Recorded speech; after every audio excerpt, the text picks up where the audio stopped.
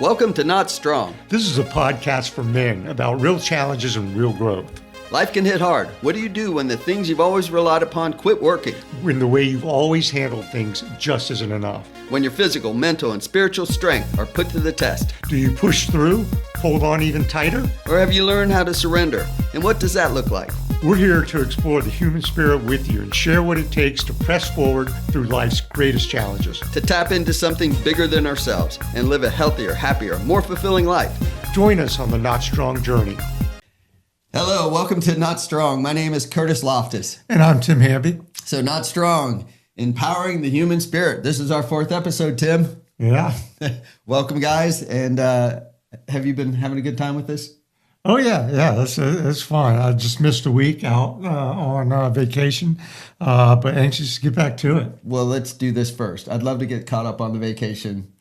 Yeah, so went out west to celebrate a couple things, my birthday, my 30th wedding anniversary, and remission from cancer. So I had a lot to celebrate. I saw pictures.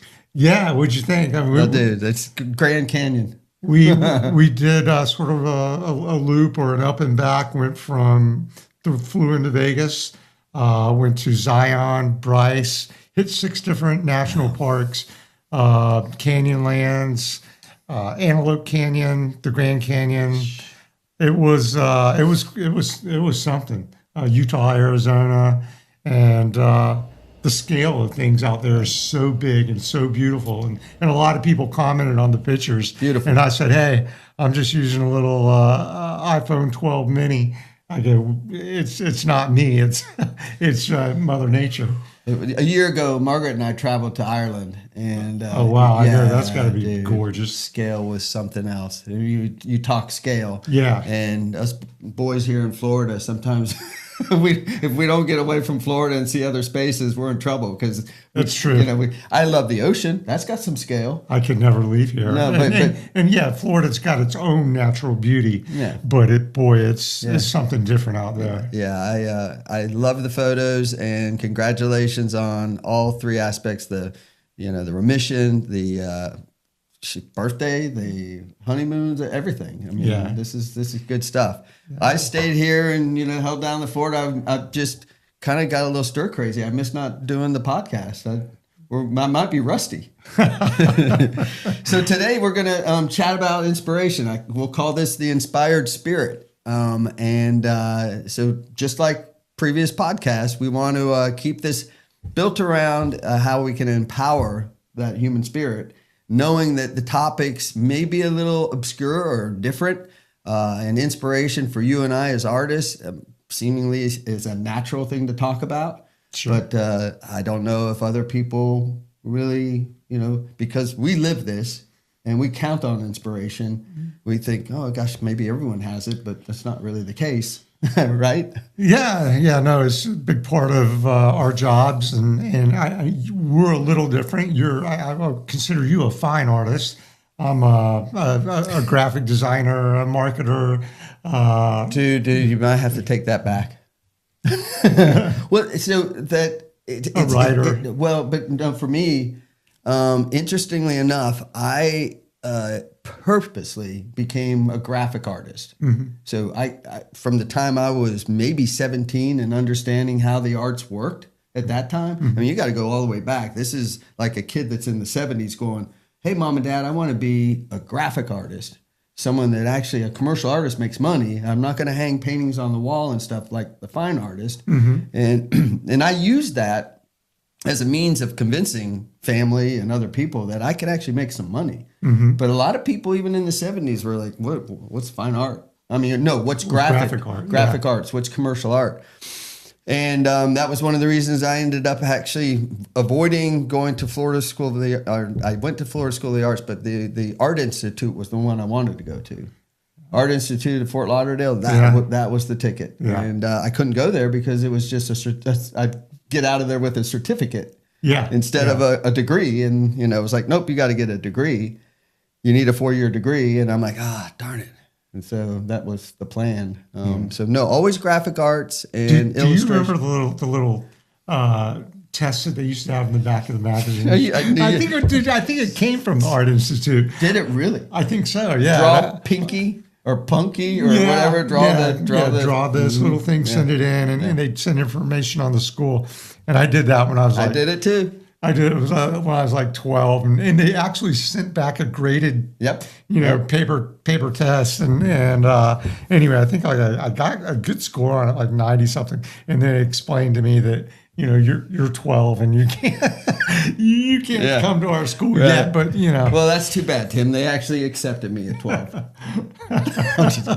No, really, I did the same thing, but I was also very much into, as a kid, and this dovetails into inspiration, I was into the sciences, astronomy. I was definitely into the space program at the time. I don't know what kid that wasn't 8 or 9 wasn't watching moon, the launches and following that extraordinary thing. So I was mesmerized by all things that were, I don't know, unique in terms of that cutting edge. Where is mankind going? I mean, even as a kid, I was like, I just marveled at exploration and discovery. And I think, whatever that is built into us, that intrinsic thing about discovery. Curiosity. But are you willing to do it? So the young Tim Hamby, you are doing what to get inspired, or what were the things you look back on now that might have inspired you? I was, I guess, just naturally inspired. I was also, I was a kid who, played outdoors, did a lot of football, a lot of sports, and, all those kinds of things, later on surfing and stuff. But I also had an artistic side. I like to draw. I like to write. And early on, I performed well in some writing contests. There was an essay contest, Why My Mom is the Greatest, and ended up coming in second place in that contest. It was a good winning contest, isn't it? Yeah. I mean, it absolutely drove me to want to do more. Yeah. And but yeah, that kind of thing, it seemed to come natural. And so encouraging the creative side and hearing the encouragement was certainly a benefit as you were developing. Yeah, it kept me moving along down that path. Yeah. I was the same way, always maybe I was kind of seeking it a little bit. I realized as a kid, if I was working in this space where I was creating art, making art, and then sharing it, it would be immediate kind of feedback. Yeah. And that was always really important to me. It was like, what kind of reaction am I going to get? And if I could build something, make something that was really cool, I knew the reaction would be that much higher, greater level. Yeah, for sure. So I was already into that concept of creating, making, inspiring when I was a kid. And, and I did it by myself a lot of times and challenged myself and read things and studied, and I'd spend hours in a room away from everyone. And as I did my research on this thing, this what we call inspiration. What I was doing then was really important, putting myself in a place where I could take in, sort of with my mind open, ideas and be able to, without interruption, without like overthinking problems, I could be a creative person much more naturally, right? I also found when I would surf or ride bike, or when I was even when I'd cut grass, do something mechanical, driving a car would be a great time to be inspired. Oh, yeah. Did that happen to you when you for sure. Yeah, you just have a problem in your mind, and running's good, where you're just in a machine-like motion, where you're just kind of going and doing something. So everything's set on autopilot, but you got that idea in your head or a problem in your head where I gotta think through this and come up with some ideas on how to solve a problem. Because when you're doing those kinds of things, it's actually when your head clears and you can really focus on one thing intensely. And I do that all the time. And it's it's good to be in, to free your mind up like that, just as a exercise. And some people do it with driving. Some people get lost in music. Yeah. I mean, there's other different ways that it happens. But yeah, I love doing it with running, and it doesn't matter what the temperature is outside. Right? I mean, I'll sweat my arse off, and be just fine. And I'm getting stuff done in my head or getting inspired. It's one of the coolest things to, and it's almost fail safe for me to take off on a run with a problem in my head. Yeah. And then it's not even 3 miles, maybe a mile. It doesn't matter. I'm like, oh my gosh, I've got 3 solutions. Yeah. 3 ways to go about this. Yeah. Where if I was sitting in a room in that regard with a busy kind of environment, office space, whatever you want to call it, and you're just trying to solve problems, and you could do it. I'm just love being. I mean, every day at noon when I'm working and I work from home, and I'll stop and I'll go do 2 laps around the dog park walking, just walk around 20 minutes, and a lot of times I'll be working on jobs that require conceptual thinking, ideation, and you'll get stuck, but I go for a walk for 10 minutes, right, and the answers come. Right. You're outside, you're relaxed, and then you get ideas, you get inspired. I love it. And so that was really kind of what motivated, because I knew you could talk to this kind of process that we go through, and then maybe bring it into the world of what would be the human spirit and how that helps us, why it's necessary to problem solve that way, why we, again, what a lot of times I do, Tim, is I bring myself back to a place, we'll say 12 to 15 years ago, when that went away, when I was, in a different mindset, without, let's say, the tools, without the willingness to connect, like we're talking right now, to that inner self and that ability to think outwardly about a problem, where you can just go wide open. What's going to come into, my headspace so that I can properly solve problems, and then be confident enough to move forward on them. Because that's the other thing. You can have an inspired idea.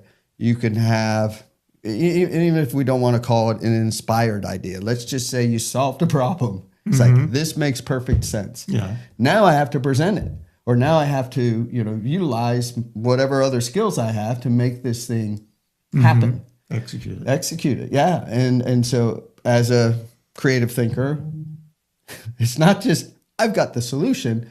You also have to execute, and you have to have that follow through. And some of that, about, let's just say again, 12, 15 years ago, I lost my confidence. I lost my, I'll call it the spirit to do the work. And maybe I didn't even care, because maybe I thought the value wasn't there anymore.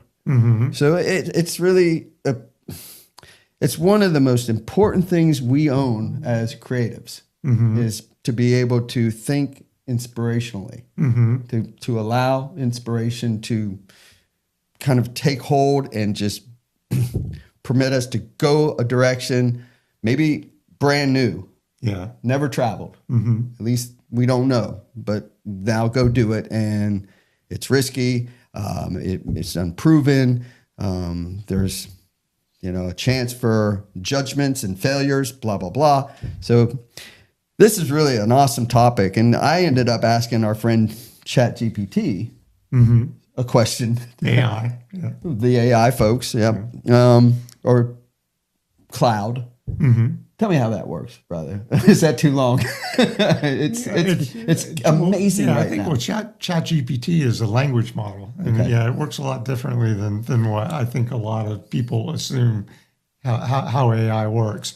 But it's an interesting thing how it does work. I mean, from how I've understood it, how it's explained on 60 Minutes as a language model, it's been fed the entire English language or human language. It knows everything on the internet, but at its root, it's a language model, and it puts words together, and it uses its knowledge, and it comes out with what is the next best word for this answer. And you ask it a question, and that's how it generates its response. It puts all the information that it knows, it spits it out in natural language, and it's really just determining what's the next best word as I respond, and it just puts those thoughts together. And I think they're continuing to develop it.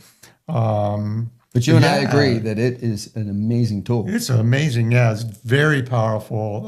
And it's incredible. Yeah. But it doesn't do it alone. No. And we will, I think we're all aware of that. So I threw the question, do humans need to cultivate the inspirational activities for our future generations? So essentially, how do we do that? Is it important that we do that? Mm-hmm. Because you wonder, with devices like this, if our kids are just being allowed to kind of accept it as the tool, as opposed to, hey, just like you and I were talking about, it's the questions that we have that make those answers or those next steps so important. Yeah, with AI, you've got to prompt it, and you got to give it information, and you've got to ask the right questions. Right.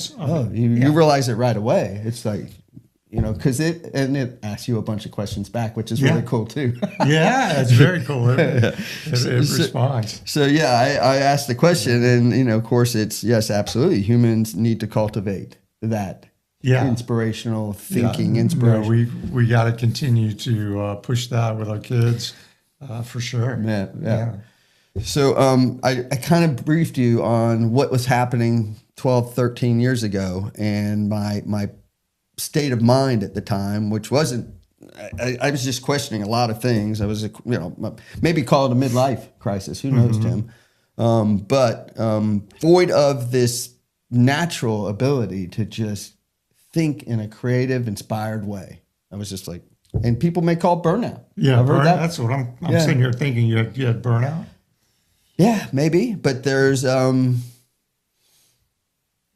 I have a lot of excuses. Yeah. So during that same time, though, Tim, I did find myself, I knew I had to break that. Like I was kind of desperate, but again, you don't have a whole lot of inspired or creative guys around you that are all like close, dear buddies, and you're ready to say, hey, dear friend, I'm having creative block, or I'm really, really feeling just burnt out, and I'm doing all these things the wrong way, because you don't want to share that. I didn't. Yeah. I'm sorry. It's just one of those pride-filled little things that goes on, and you're just like, I'm not going to tell anyone this is going on. I'll just live with it. It's just awful. And I did that for a little while, but I will say the breakthrough came with a couple little, some big incidents and some smaller ones where I realized it's time. And and of course I've said I put myself in a program, but at the same time, this is the craziest thing. I launched Deck the Chairs, which is this nonprofit, and it's an arts organization. We originally were funding what were, from a cultural standpoint, the lifeguards of Jacksonville Beach. And with Deck the Chairs, we decorate these lifeguard chairs and put them in Jack's Beach. Yeah. And we get business to do it, nonprofits to do it. It's during the holiday season. It's a solid, it's huge. It's a solid, let's say, 5 weeks where the whole year is spent developing it, planning it. And then we have close to 500 volunteers, and there's now there's 120 partners. Over 2,000 students will either be involved in programs on the stage, performing arts stuff, and they'll perform on our stage, or they'll be in the park building and creating and making. It's so unique. It's so cool. Yeah. But when that happened, when this little spark of an idea took place, I was in the worst place. When you say that little spark of an idea, and when you're talking about that you were, at this point of burnout or something, and I've never known that about you. All I ever saw was amazing creative things coming from your studio, from your agency, and from you personally.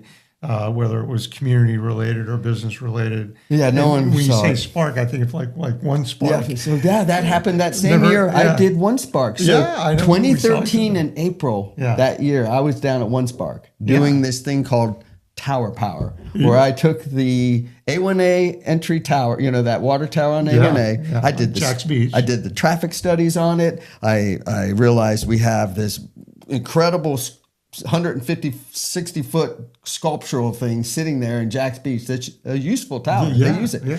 But people are driving by it by the 50,000 a day. Big landmark. Big landmark. And I'm like, right at the entry point, why don't we turn that into art? And I literally loved the idea. I loved it so much. It was like maybe January, February of 2013. I am full-time. This is why I went broke.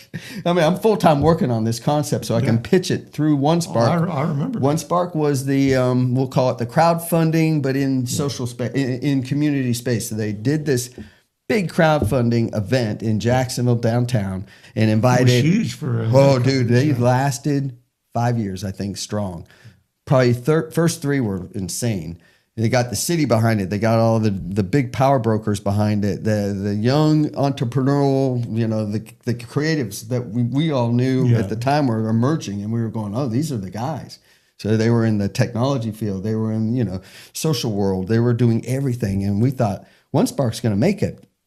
I did the Tower Power pitch, which was, here's a water tower, Jack's Beach. Let's go ahead and get it funded so it can become an art piece that's 160 feet tall, welcoming people into Jacksonville Beach. And I mean, to this day, it's still a brilliant idea. Oh, I loved your concept. And the concepts were like, we had multiples. I had a beautiful jellyfish that was all, I literally did I did a rendering, lit it, and had that as one of my showpieces. 2013, One Spark finished. It's April, and I'm like, that went nowhere.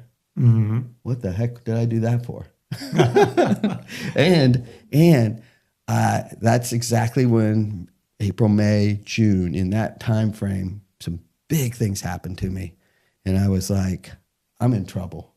Mm-hmm. And by July, August was my run on the beach after multiple things, and I'm thinking to myself, I don't know what I'm supposed to be doing. I don't even know where I'm going.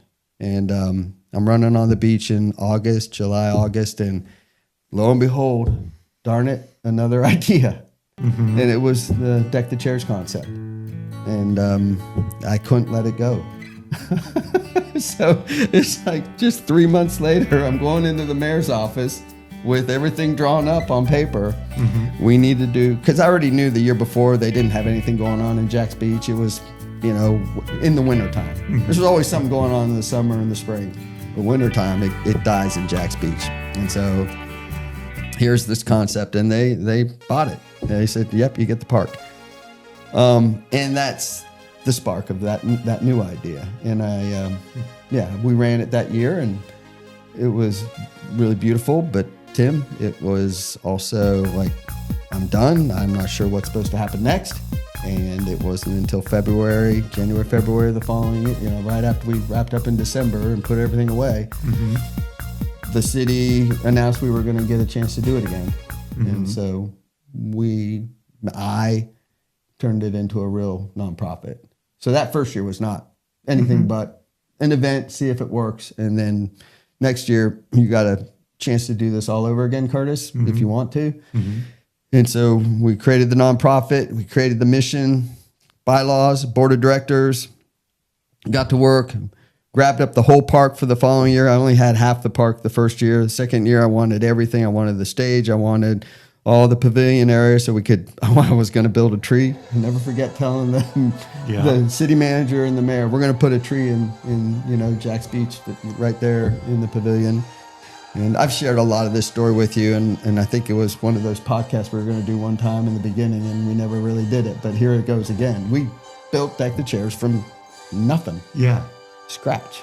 Yeah. And it's got 100 and probably now we're going to expect 130,000 people this year. Yeah, no, it's turning into a regional draw for that whole...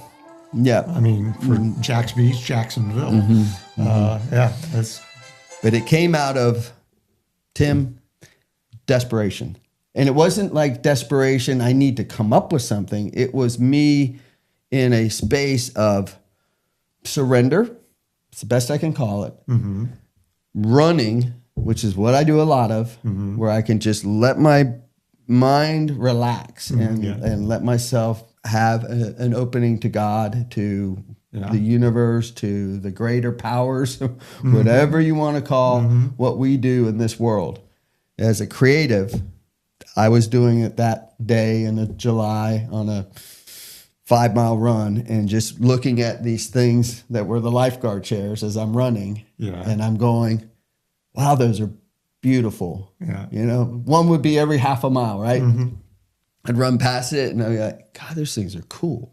I mean, I've been seeing them for 30 years, but now I'm really seeing them. And they are beautiful. The structure, the geometry. The red. The red. The bright red color. Yep, you're just like, and they're a 115-year-old symbol. It's what Jack's Beach has been known for, the Volunteer Life-Saving Corps. Yeah, that's right. And I'm running by them and I'm going, what a beautiful symbol. Why don't we use those to celebrate who we are? Why hasn't the beach ever considered really celebrating? Because they are iconic. That symbol, that idea, that history, that connectivity we have. And I got back home and I'm like, here's what we're going to do. And I started scribbling it up. And I was that week in the mayor's office. And I had a whole plan on what to do. And then in 3 months, it was July, August. So, they're getting it approved maybe in September. And by October, November, I'm 2 months building stuff, making stuff, creating stuff, bringing people together. 16 chairs was it. And we put this little thing in the park, and we're gonna show some pictures. It was so tiny, but it was it. It was what we wanted to do. And by gosh, there were people saying, "Oh, that was cute, Kurtis. That was quaint." But there were other people going, "Wow, that was really cool. I've never gone downtown with my kids and been in that park and picnicked at like 7 o'clock at night, Kurtis." It's family, it's Christmas, and it's the beach, and it's creativity. Creativity. It's inspiration, it's so perfect for the area. And for a beach town like Jack's Beach, it's perfect. And when you're saying you're running and you're connecting, and the spiritual connection and it's morphed into something more, which we're going to talk a little more about, something bigger. And a lot of times it's not you, it's God working through you. Thank you. Yes. And there's there may have been a purpose for it all along. That's right. About it wasn't just going to stay 16 lifeguard chairs, decorated Christmas themed and so forth. It was maybe always destined to be something bigger. But explain what it's turned into now. Well, in 13 years, this is our 13th season. And which is crazy. I know. So my oldest grandson was in the park that year, and I'll never forget. Barely a year old. He's not even a year. He was born like December 13th, 16th. I'll get in trouble with this one.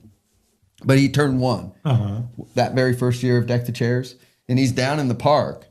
And you know me, I'm like brand new grandfather with this 1-year-old and the parents watching them walk the sidewalk with these chairs all around and the decorations and everything, and his little human spirit mesmerized by the lights and the flashy things. And I think I want him to grow up with this thing. I want him to mature and grow into a young man while this thing grows. So that's interesting. It was really part of that. And then understanding after the first year, and then the mission statement, and us creating and building some things in that park for the first time that were never existed in the park, and doing some things on that stage with young performers, that the vibe of Deck the Chairs kind of took hold for me. People were getting out of it whatever it meant to them, but generally the bigger thing was always the kids. You'd see children in the space laughing, running about, being kids, experiencing this world that was filled with lights and joy and laughter, and it connected on all these levels. I knew then we're going to grow it, but it wasn't going to be necessarily me, to your point. It was going to be a lot of people, and my ability to acceptance was a huge part of the growth, because there were ideas I have and they weren't working, or there'd be something that would happen that would be, in my estimation, oh, that's just terrible. Why did that go that way? What happened? You know, you're dealing with politics or people and money, and you're trying to build and grow something. And were you still doing the marketing at that time, the design? No, I was letting it go. Yeah, okay. I was just consulting where I could, but it was almost full-time deck the chairs. Yeah, it took everything. It was start at the beginning of the year, get all your partner relationships done. We have 120 partners, Tim. That's insane. 120 people that are businesses or entities. You know, they're either public or private that we have to set a contract with, set an agreement with. Are most of those from Jack's Beach, or are they all over? Yeah, all over.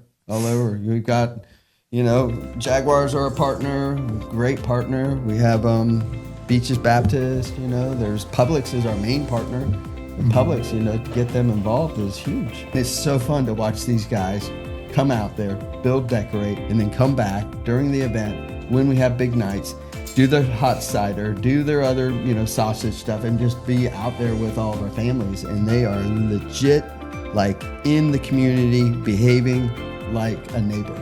It's so cool.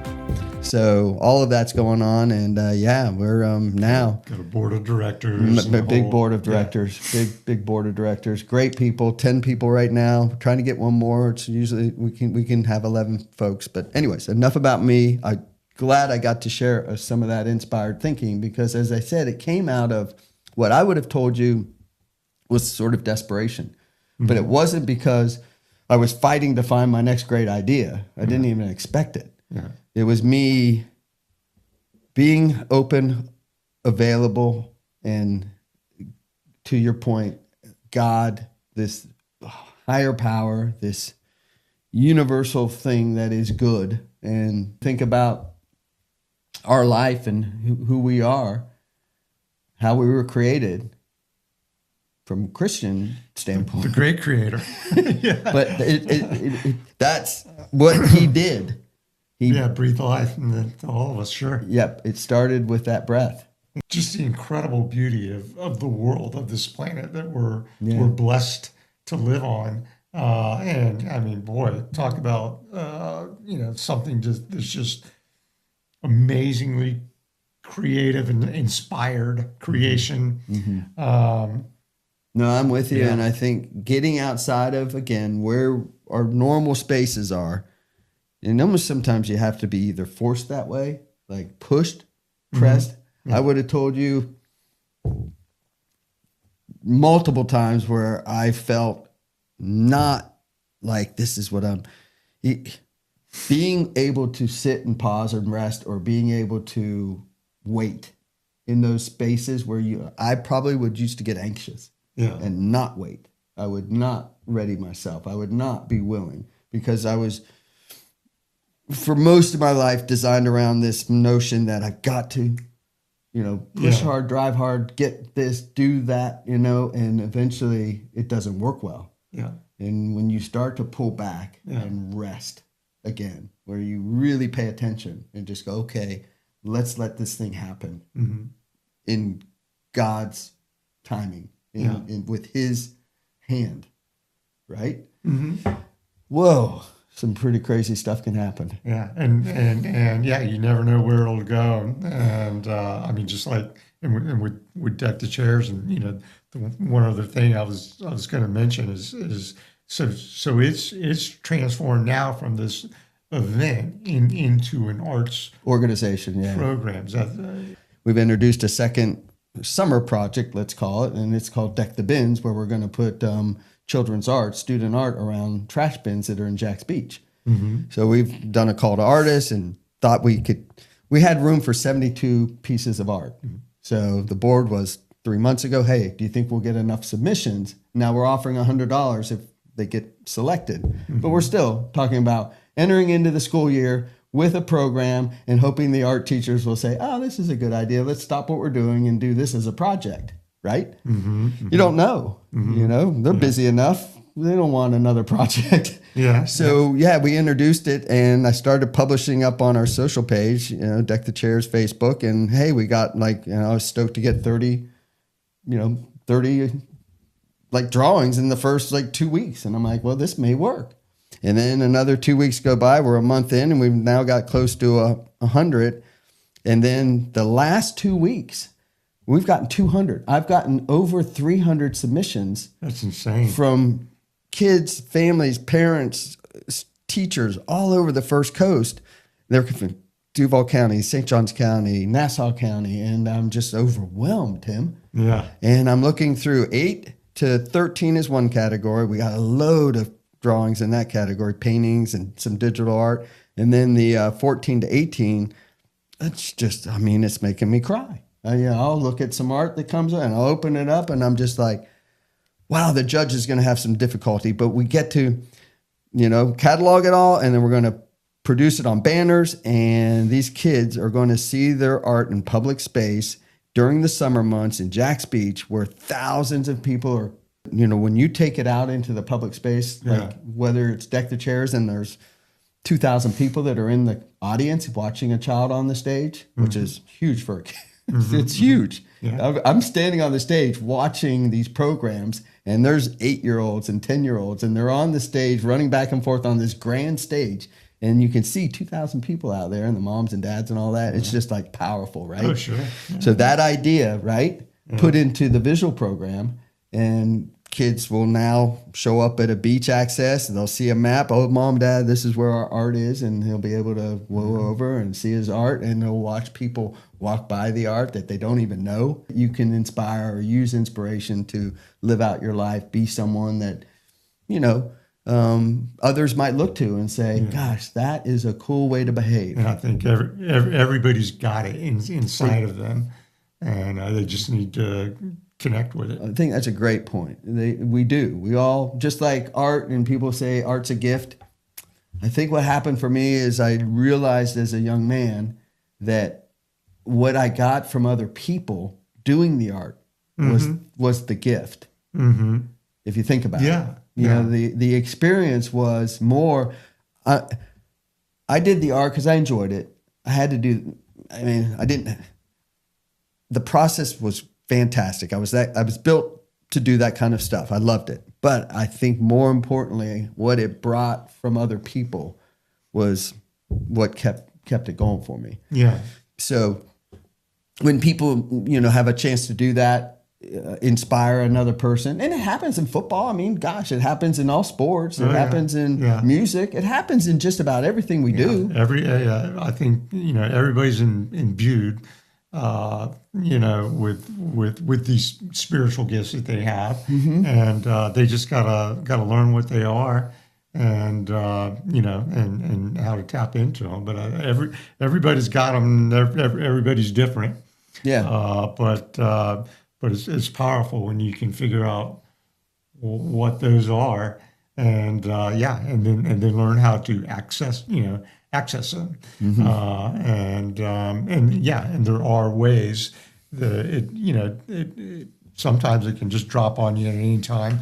But I used to always call it creative metabolism, and it's like anything. It's like aerobics. When you practice it, when you're doing it, when you're being creative. Well, it is a muscle, isn't it? It comes faster and easier the more you do it. We should push out into space these ideas. The arts and creativity, inspired thinking, that all has a lot of value. It's intangible value, but it's value, and it may not be. The kind of thing you stick in, ROI on. No. But we need inspired thinking. We need it in our generation. We need it from the younger generation.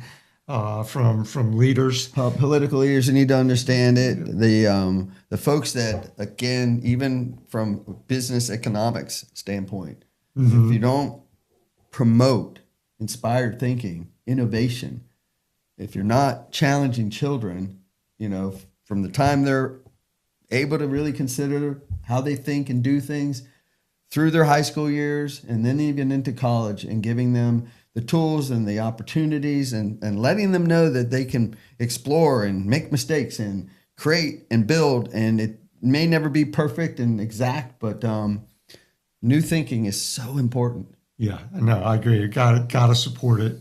Support it through policy, through events like Deck the Chairs, Conversations, and yeah. Well, I love you, Tim. Appreciate your time, and everyone that's out there. Thanks for watching. 13 people now watching. I said that all the time. We're Not Strong, empowering the human spirit. I'm Kurtis Loftus. I'm committed. We'll see you guys real soon.